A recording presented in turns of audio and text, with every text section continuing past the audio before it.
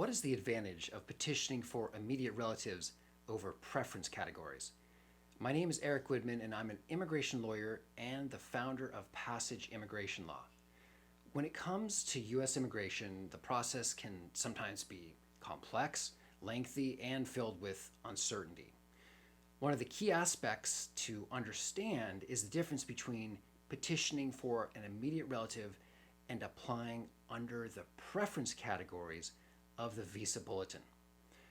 Understanding this distinction can significantly impact your immigration journey. Immediate relatives versus preference categories. In the context of family-based immigration, the U.S. immigration legal system divides eligible relatives into two main groups: immediate relatives and preference categories. Our immediate relatives of U.S. citizens include spouses, unmarried children under 21, and parents. There's no limit to the number of immigrant visas that can be issued to immediate relatives each year.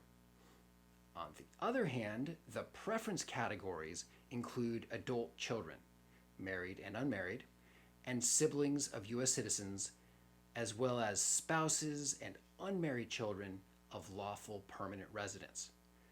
Unlike immediate relatives, these categories are subject to annual numerical limits, which often result in substantial waiting periods before a visa becomes available.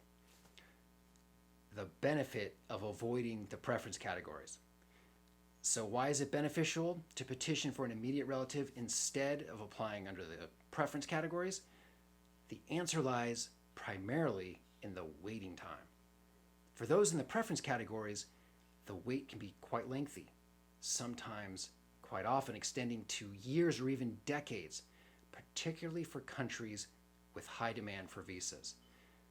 The reason for this is the limited number of visas available each year and the fact that no single country can claim more than 7% of the total number of family-sponsored and employment-based visas annually.